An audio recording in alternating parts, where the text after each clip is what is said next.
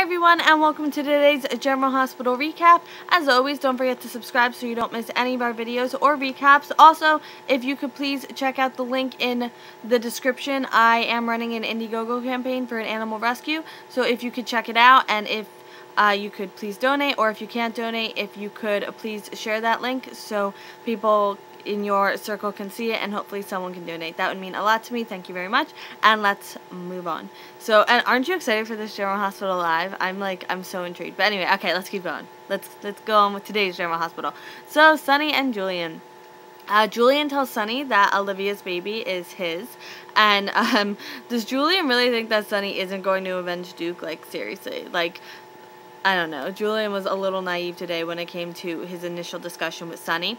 And Julian claims he has nothing to do with Duke's death, and he says one of his men got overambitious and did it without consulting him. And Sunny says he's giving Julian 24 hours to hand over the shooter, and if he doesn't, then Julian's going to pay for the crime of killing Duke. And this is, okay, so, you know, I do my little switching around.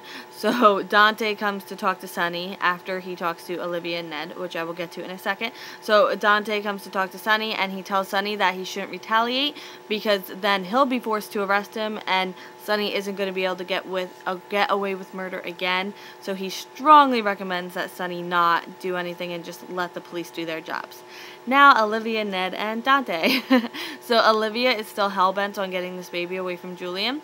And they tell Ned that Duke Lavery was killed, because Ned's like, well, there's no pressing matters that would cause a mob war and make the baby be in danger. And they're like, haha, let me tell you what happened while you were sleeping. And she wants to go to Bensonhurst and lay low with her friend Melissa, which was her initial plan before Ned got involved and, you know, muddied up the waters. And Ned has an idea to keep the baby away from Julian, but we do not know what that idea is yet, but we will hopefully know tomorrow. Liz and Jason, because he's Jason. So I'm like kind of seeing the writing on the wall where Sunny's gonna like try to kill him or something, and that's when it's all gonna come out. Like maybe he'll even shoot him, because you know he did shoot his own son. But anyway, I'm getting ahead of myself.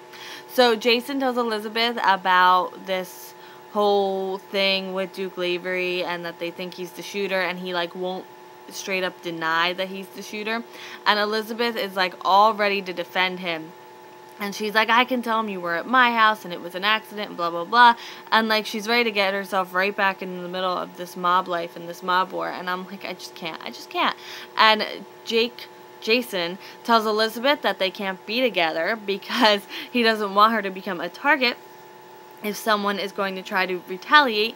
And I am like, thank goodness the karma police are here, because ha ha ha ha ha ha ha ha. And Elizabeth says that she's, one second, the cats are growling. Elizabeth says that she's not letting him put her through this again, and he's like, what do you mean again? And then she starts talking about how Jason put her through this and how like blah blah blah, and covers it up.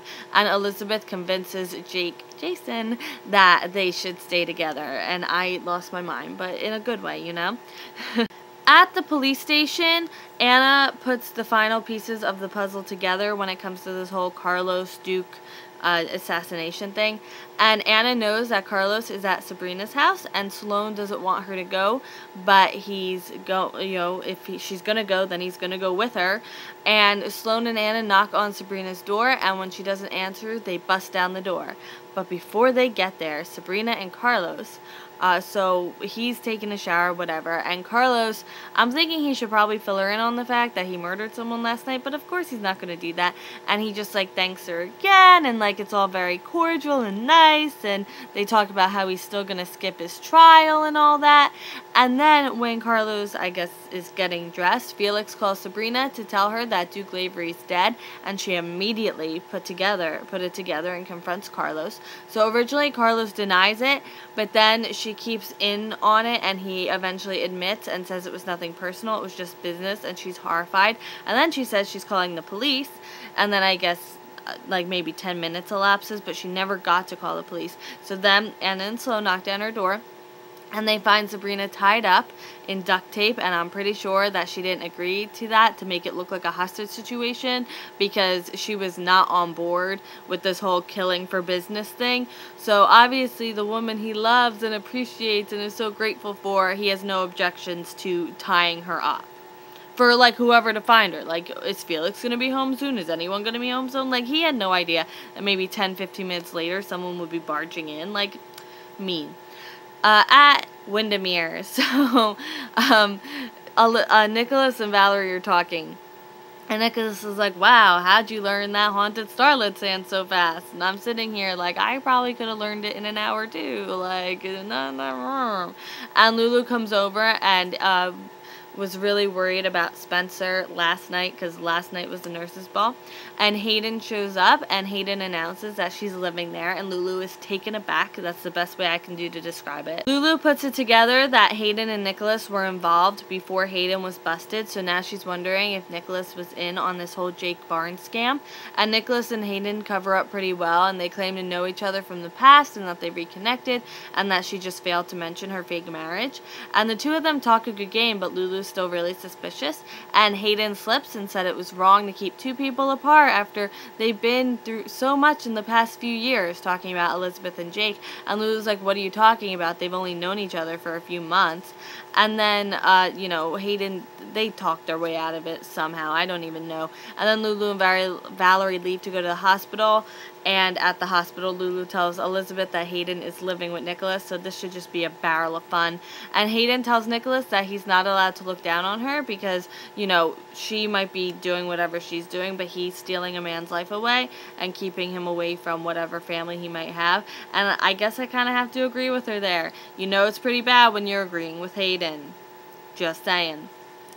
Thank you so much for watching today's video. If you liked today's video, please give it a thumbs up. And again, I just want to remind you fast to look at that Indiegogo link in the description. It would mean a lot to me because we're coming down on the last few days, and we're really trying to at least reach $1,500 because that'd be really cool.